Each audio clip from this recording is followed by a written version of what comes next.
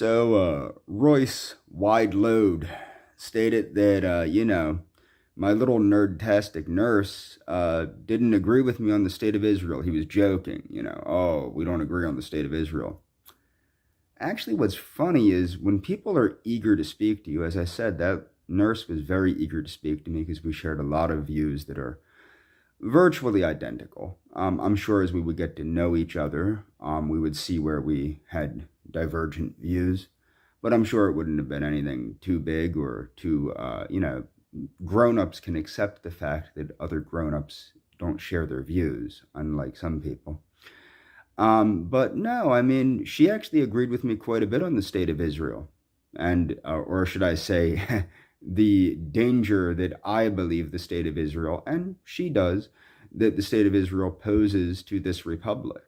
Okay? So she and I did agree on that.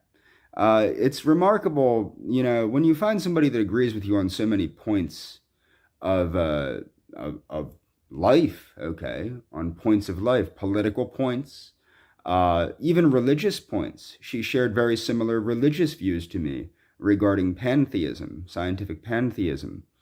That's why I considered it such a shame that she never contacted me, as we shared many, many similar points, and she was very eager to speak to me.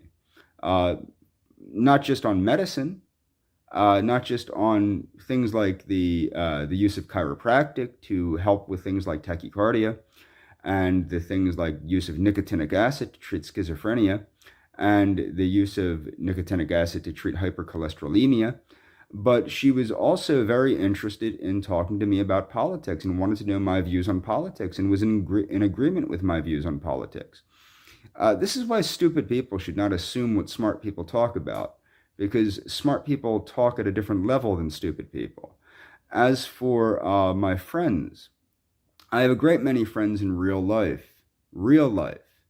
The only person online that I considered my friend, which was a huge mistake, was a certain person from, Argentina. And that was a big mistake on my part. I really considered that person to be my friend. That person stated to me that they were my friend. Okay? Stated to me. I didn't state to them that they were my friend. And, it was a big mistake for me to think that that person was ever my friend. As they had reiterated time and time again, apparently they were never my friend. So, yeah, it was a big mistake of me to put my life on the line for somebody that betrayed me so thoroughly. But that was the only person truly online that I ever considered to be my real friend. Okay? And it had to do with them stating that they were actually my friend. Okay? But no, the majority of my friends in real life, I have a great deal of friends in real life, and the majority of them are actually women. Okay? I don't have many male friends because dudes like to compete about everything. Also, men tend to be interested in nonsense like video games and competitive sports, two things that I have never had an interest in, nor have I ever understood the purpose of.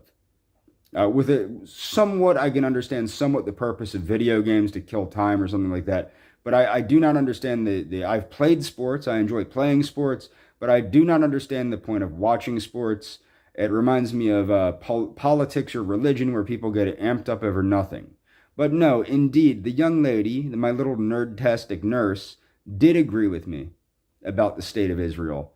And, we should have, one of the reasons she was probably eager to speak to me outside of work was because we probably should have, we wanted to explore where our views diverged probably, or where they agreed more. That's how intelligent people talk. They want to explore, well, where do you disagree and where do you agree? And how can we see things more either unified or more not unified, but how can we see things where we can understand one another's point of view better? That's how intelligent people talk. Stupid people, well, anybody that watches Daywave can see how stupid people talk.